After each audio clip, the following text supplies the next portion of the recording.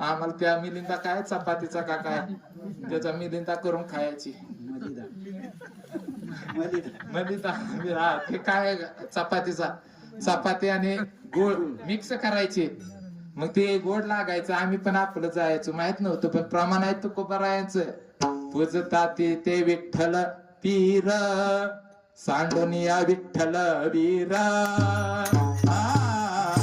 सांडोनिया Vitthal Veer